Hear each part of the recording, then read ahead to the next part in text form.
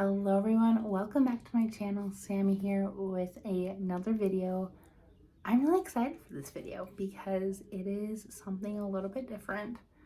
Up until this point, all of my videos have been planner related, but this video I'm shifting a little bit more into that teaching identity that I have as a teacher, and we are going to talk about my top 10 tips for first year teachers. So let's get into it. So like any other first year teacher, I learned a lot this year. For those that don't know my teaching background, I consider this my first year of teaching, but according to the district, it's my second year. For that reason is just because last school year, 2020 to 2021, I student taught. Technically, my student teaching was from January to May of last school year, and we were such in need of teachers at that time that they just told me, hey, we'll hire you and you'll get your student teaching done, but you'll be an actual teacher. So I got paid for my student teaching, and I taught juniors and seniors, so high school English, and I loved it.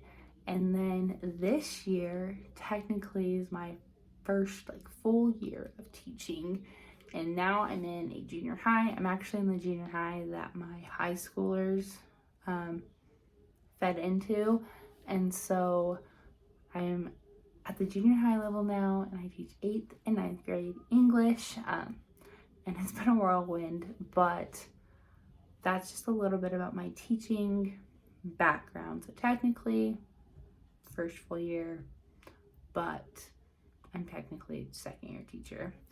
But moving on, I've learned a lot in this year and a half that I have been in the classroom by myself. And education has just changed so much since I was in school, and from what I learned in college to where I am now. And I'm not gonna lie, it's been hard. This school year has been super hard in so many ways. And I knew teaching from the get-go would be hard. I knew that going into the profession, but I did not expect anything like this. And there were times where I was questioning all my life decisions about, is teaching really for me? What am I doing? And so I decided, since I really do love education, at its core, I love teaching. I love being a teacher. I love children and just my students in general. It's weird calling them children because they're teenagers, but I just love them, and I love teaching them, and I love learning with them. And so I wanted to share with you guys, like I've already said, 10 first year teacher tips that I find valuable. This school year is coming to a close. This is our last week of school, and I'm a little sad, but I figure I'll get this video out now, and so all of those first year teachers that are getting hired now or into the summer can check this video out and see what I recommend to help you in the classroom. And I'm going to keep these very generic. Obviously, my teaching experience is on the secondary level, but obviously, if you are an elementary school teacher, you can do these things too and hopefully find benefit from them. So here we go. So tip number 1 is to take care of yourself. And I made sure this was number 1 because this should be your number 1 priority as a teacher. Teaching is hard. Okay, I'm going to get that out there right now. Teaching is hard. There's so much you have to do with being a teacher. There's planning, and then actually teaching, and then grading, and then you repeat that cycle all over again.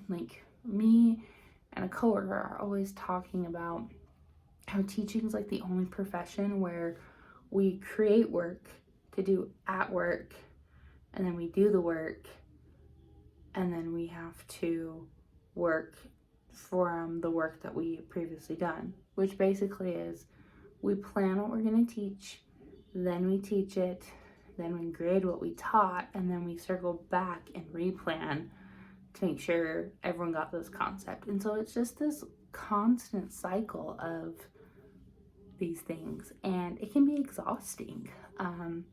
And the students themselves can be exhausting, and the parents, and just all the extra things you have to do as a teacher. And so just make sure that you're taking care of yourself. Set those boundaries. I know for myself, it's been really hard to learn where to set those boundaries, since I love helping. I love giving my all in what I do. And one of the hardest things I've had to learn as a teacher is being a teacher is just a job. Like, I just need to work my 8 contract hours and then take a break, because when I don't, that's when I start getting burned out and feeling super flustered. So make sure you're taking care of yourself. This can be, like I just said, setting boundaries, only working your 8 contract hours, and realizing that you don't get a medal or a trophy for being the last car in the parking lot. It's okay to leave at your ended contract hour time. And it's okay to leave before sometimes too, depending on what you have going on. Like, if you need that break, take it. You can also use your prep for a break. You don't always need to be doing something. I know this year that's kind of been hard with the substitute shortage, and this has caused burnout as well, because a lot of my prep time I've used to cover other teachers because we can't get subs. And so I'm losing out on that time to actually do my work, and then my work gets piled up because I had to cover, which is totally fine. Like, I have nothing against covering for teachers, because that's kind of just the situation we're in right now. But nevertheless, like, it's really hard sometimes. And so just make sure you are taking care of yourselves, and you are giving yourself breaks, you're giving yourself grace, and just, I don't know, make sure you are your number one priority, because you cannot pour from an empty cup. You cannot give 100% to your students every day unless you yourself are at 100%. So take mental health days. If you need to schedule a day just to take it for yourself, do it. If you need to just have your kids do something independently or quietly so you can just have a mental break in the classroom for a few minutes, do it. Just do whatever you need to take care of yourself, because I feel like that's one of the hardest things right now with teaching, is we're feeling so burned out, we don't know what to do, and so we just are quitting. And obviously there's other reasons as well for why people are leaving education, but take care of yourself. Do what you need to do to be your best self in the classroom. Tip number 2 is to find your people. Being a first year teacher can be lonely. You're the new kid at school, basically. You're trying to figure everything out, and it can be hard. So find your people. Get out there. Introduce yourself to your faculty and your staff and get to know them. For me, this was kind of hard, I'm not gonna lie, and I've done a little bit better at the current school I am at than where I was student teaching / teaching. At the high school, I kept to myself. But right now at the junior high that I'm at, I have pushed myself to get to know people. When we went back in August and started setting up our classrooms and everything, I made sure I introduced myself to everyone in my hallway, so they would know my face and they would know that I'm the new English teacher. And I've also pushed myself to eat in the faculty room to get to know even more teachers. And I've just found value in that, because now I feel like I have people that I can ask for help with if I have any questions about anything. So make sure you find your people. Be outgoing within your faculty. That doesn't mean you have to not be yourself, because I for sure am very introverted. I'm quiet, I'm shy. I'm never like the main talker in a conversation. I'm more of the listener.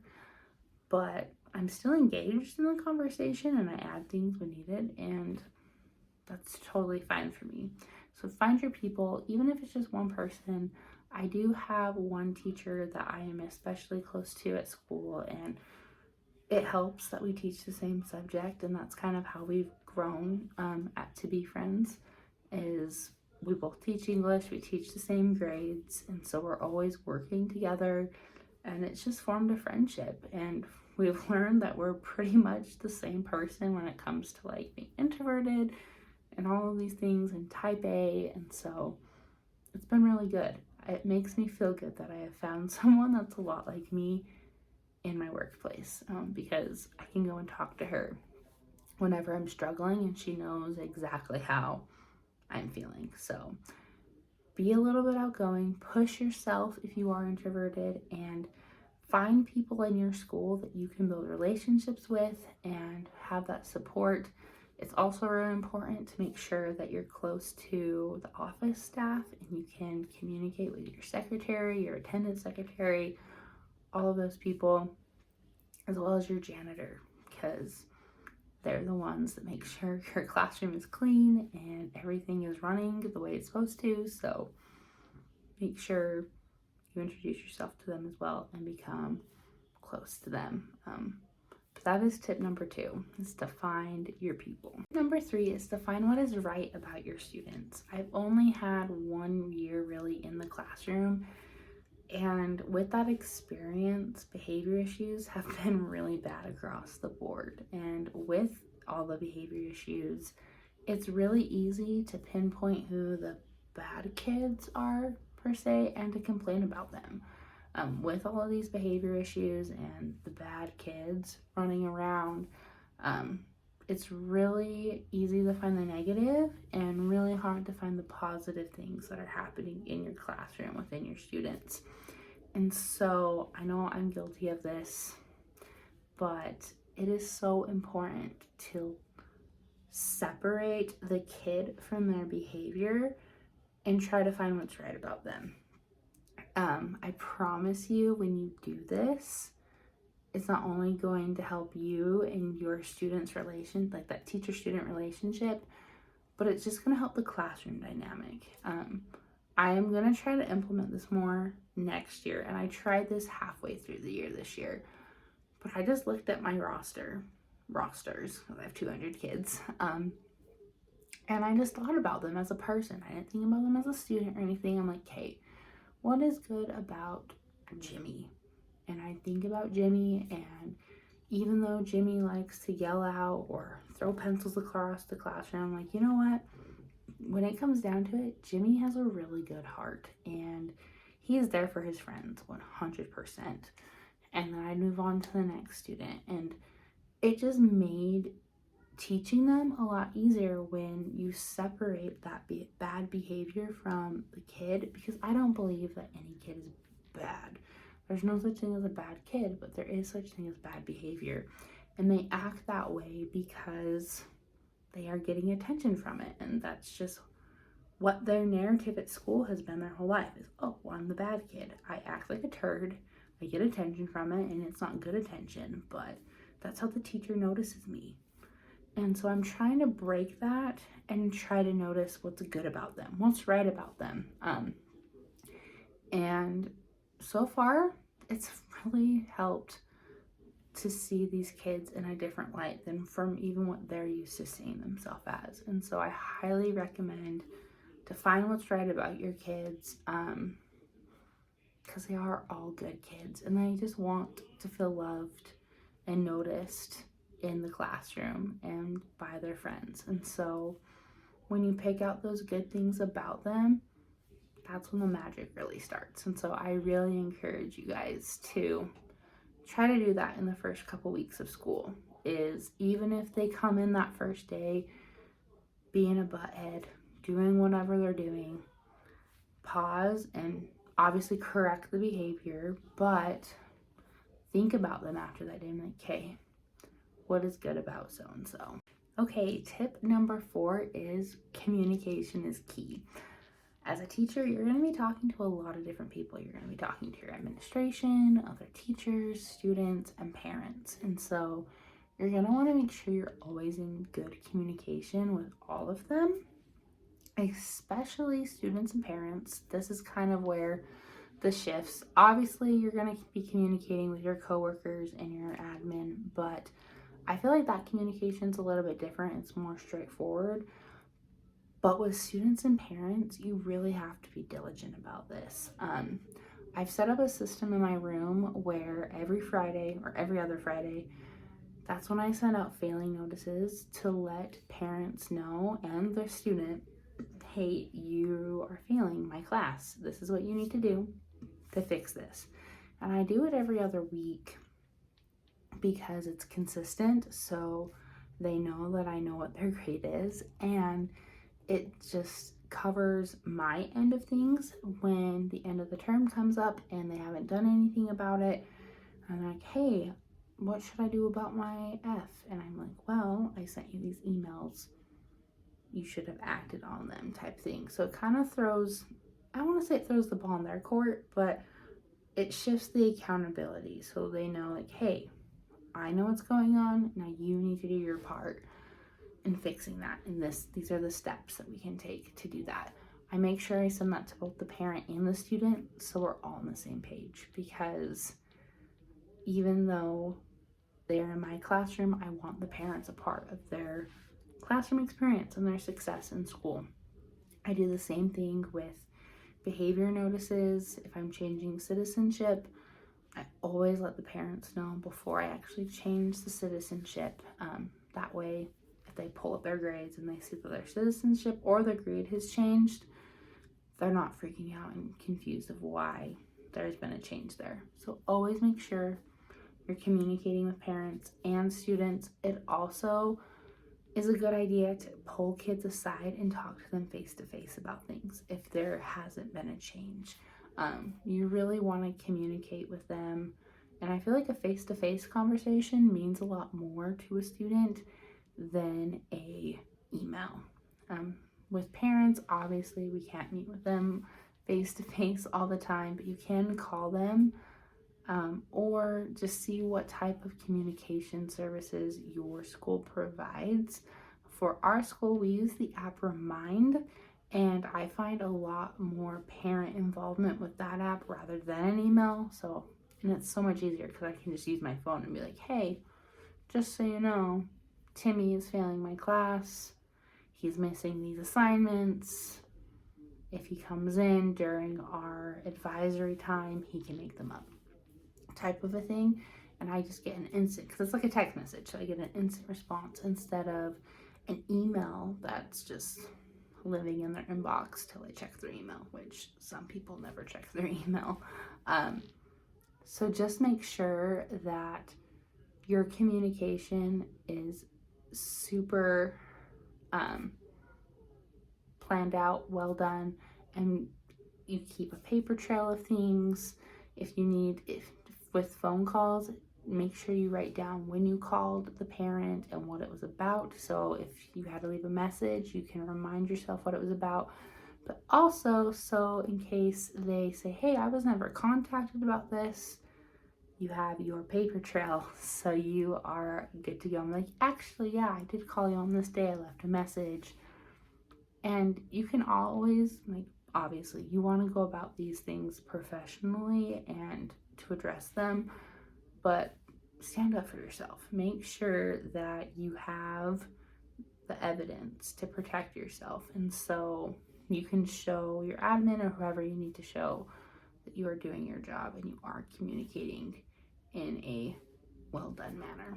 But communication, you really need to communicate with both parents and students, teachers, admin, and it's just going to make your life a whole lot easier. Number 5 is to find an organization system that works for you.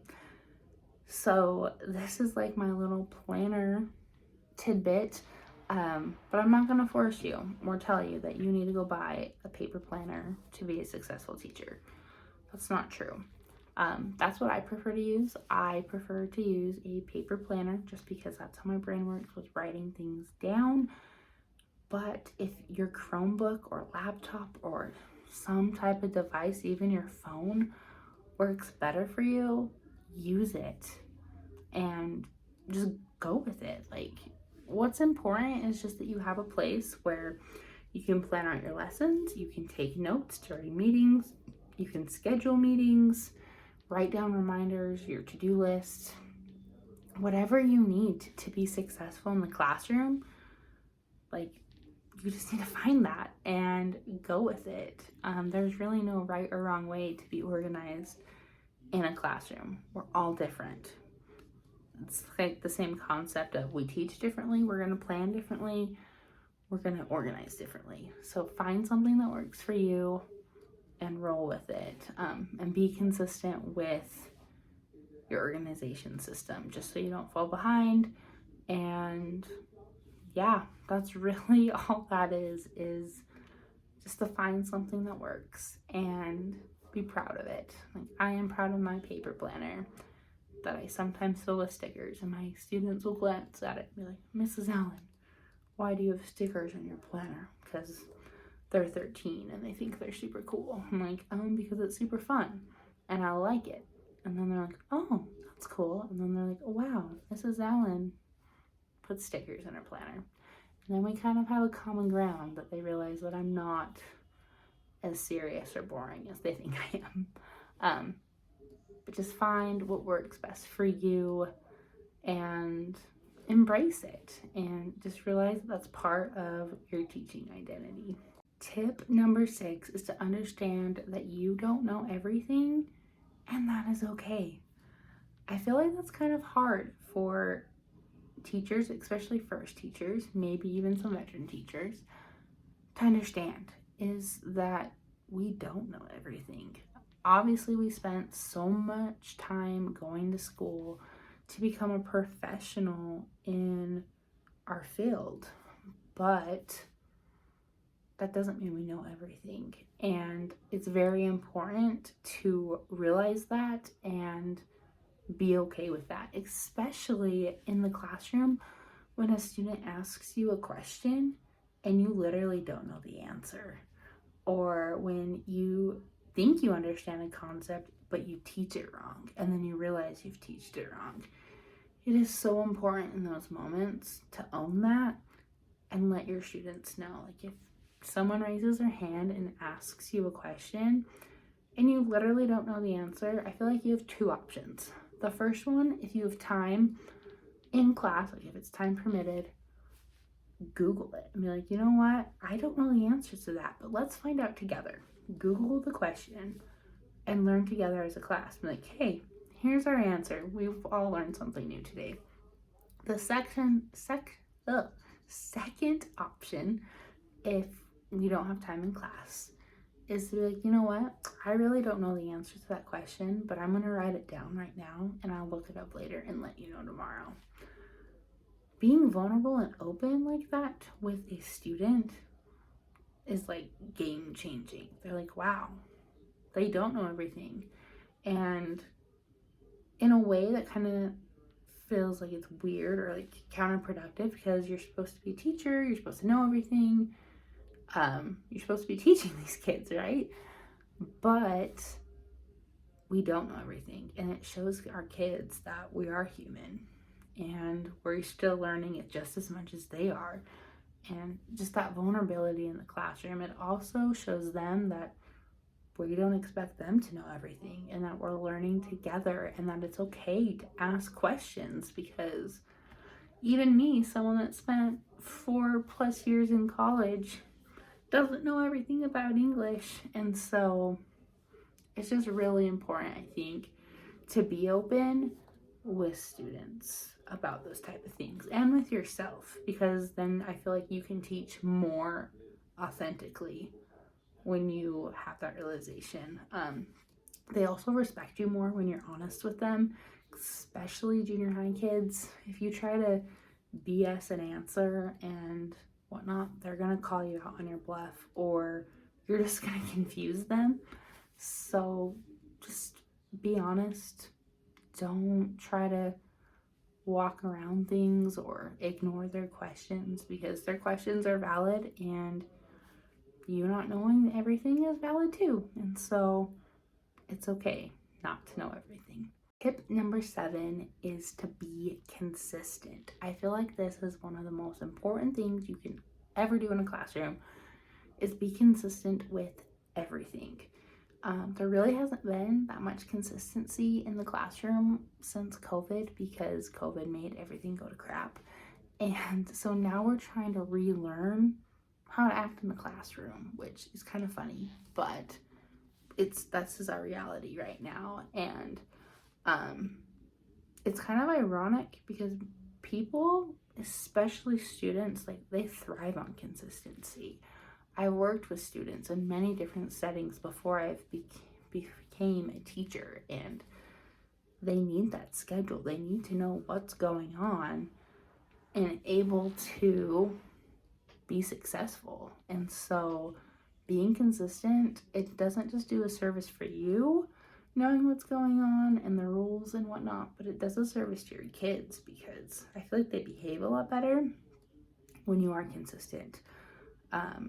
As a first year teacher, trying to figure everything out, it can be stressful with being consistent. I know I've struggled with this, especially in the first couple months, but I'm getting the hang of it now, and it's a lot easier.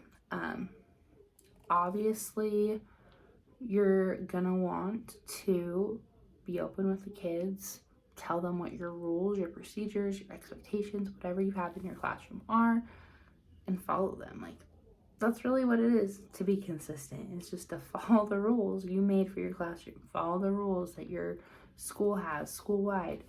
And there are going to be students that have accommodations. Like, we have students that have bathroom accommodations, so they're allowed to use the bathroom whenever without a hall pass.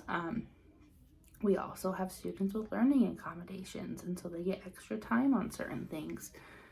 So you're going to be playing along with those, but be as consistent as you can. I feel like they are the exception, not the rule, and everyone else needs that consistency. And honestly, those accommodations for the kids, that is their consistency, is knowing that all their teachers do the same thing for them in their classroom. And so just be consistent. If you learn halfway through the year that something's not working, like a cell phone policy, a late work policy, address that in your class and be like, hey guys, this isn't working the way I wanted it to. This is how I'm adjusting it, and this is what the rule is going to be here on out. Just so they know what's going on. I promise this will help in the long run with things.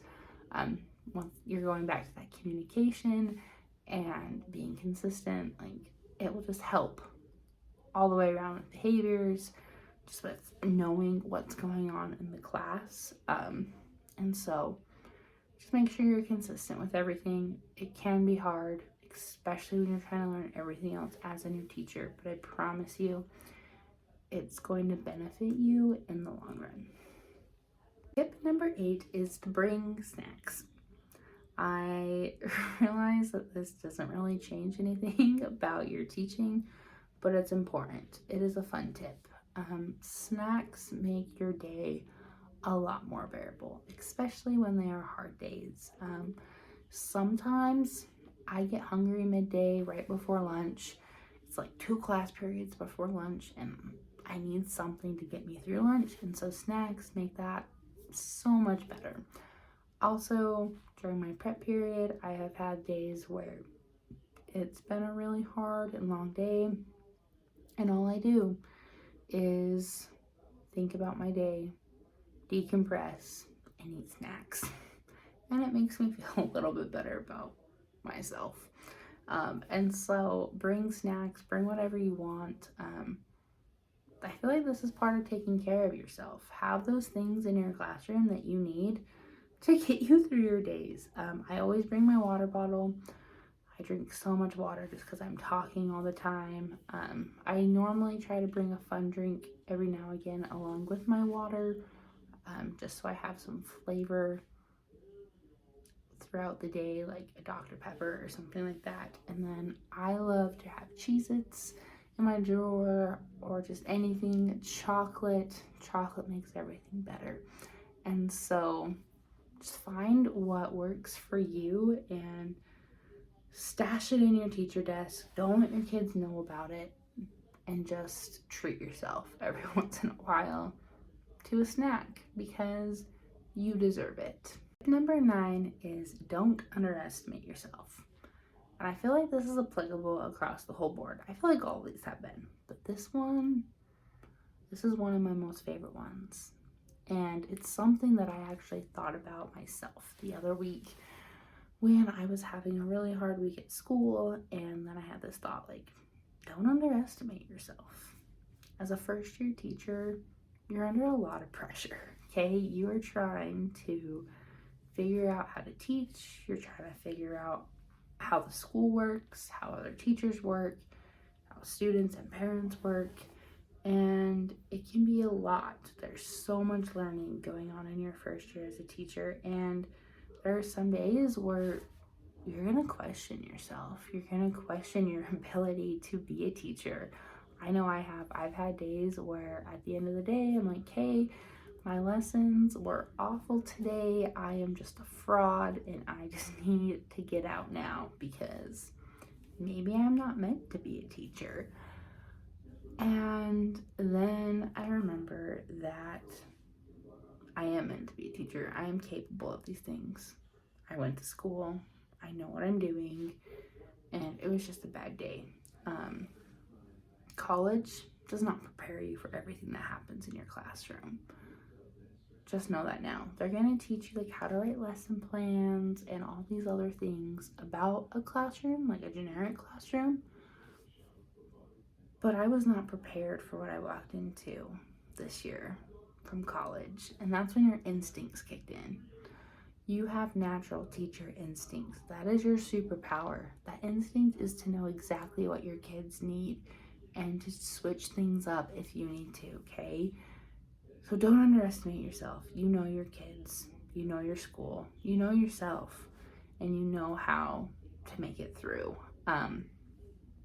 I just know that this is so powerful, and I hope that all of you go with this and just don't underestimate yourself. You're gonna get knocked down. You're gonna feel like your lesson didn't make sense to anyone, or you're gonna be criticized by other teachers or parents or students. I have all 3 this year, and what's important is that you get back up and try again. You keep fighting, you keep teaching, because that's what you're meant to do. You are amazing. You're a freaking professional doing one of the hardest jobs ever. And it's all in your first year. Remember that. A lot of teachers, especially the ones you're like, wow, that's a really good teacher, they have taught for like 15 plus years. And that's what I have found, like where I'm at, is like I'm comparing myself to a teacher that has like 10 times the experience that I have. And that experience is going to come as you keep on teaching. And so don't quit. Don't underestimate yourself. You're a freaking amazing human being who loves kids. You love what you do. So go out and do it. And do it with a smile. And don't forget how amazing you are. And don't underestimate yourself, because you're amazing. And yeah, just don't forget it. You're doing the hard work, as one of my favorite college professors said. Teaching is hard work, but it's also a good work. And so keep up the good work. Final tip, my 10th tip for first year teachers is to remember your why. Like, don't underestimate yourself. This one is true to my heart, and I have found this extremely valuable this year, especially when I have been struggling There was a time this year when I was ready to throw in the towel. I was having a hard time with my health, and I had a few incidences where I had to take off like a couple weeks of work because I was so sick, with anxiety. That was part of it, and then just figuring out things with my epilepsy, and then I got COVID another time, and so I've been gone a lot this year.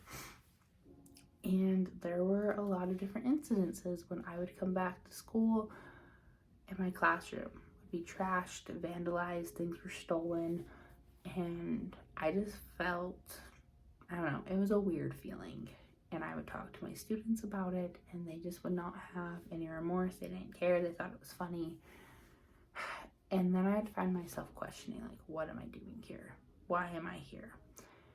And I made it a goal of mine, actually, in the middle of the school year to rediscover my why. Why did I want to be a teacher? Obviously, I love learning. I love teaching. I've always loved school. But why do I want to be a teacher? And it took a lot of soul digging and whatnot to rediscover that. But once I did, it was amazing. And I just encourage you guys to always remember your why. Remember what made you want to be a teacher, what got you started in this profession, whether it's a teacher you had yourself, or it's just this idea or feeling that you want to change the world. And that's really where my why stems from, is I want to make the world a better place. And I feel like part of that is impacting the future of our world. And so just remember your why. Another thing I've started doing is I have this box, and I have been just putting any student notes or mentos that I get from kids. I put them in that box, and that helps me remember why. It's my fuel when I read those letters to let me know that I am doing a good job and that I am a good teacher. These kids do enjoy my class. That fuels me up, and it makes me want to be better. And so I highly recommend you do that as well. It's going to change your life. I'm not gonna lie, getting a letter or a note from a student, even if it's just like a couple sentences, it makes my whole day. And that's probably cheesy, but it feels good. Like, as a teacher, one of the most like unappreciated professions out there, like to feel appreciated by your students, it's amazing. And so I highly encourage you to keep those notes from your kids, because they are going to be a game changer on those hard days.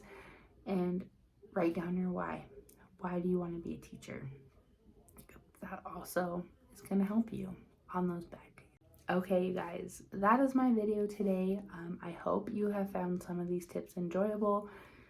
Like I said, it's different content than from what I've been producing, but I really felt like I needed to share these ideas and go more in depth into my teaching identity, since as of now, I've just really shown you like planner hauls and how I use my planner, all those things. Those things are gonna stay because that's a big part of who I am. But I want to dive deeper into teaching and how I teach and how I use my teaching planner, how I plan lessons, how I run my classroom. And so that stuff is to come, as well as diving a little bit deeper into being a mom. I feel like I can do that the best during the summer when I'm actually with my daughter, and so I'm excited for that. But I hope these teaching tips helped, whether you are a veteran teacher or a first-year teacher. Let me know in the comments, what teaching tip do you have? If you're a parent, what feedback do you have to help teachers know what we can do better? If you know a teacher that's going to be in the classroom this next year, send this to them. Hopefully they find it of value. But anyway, guys, I hope you liked this video, and I will see you all next time.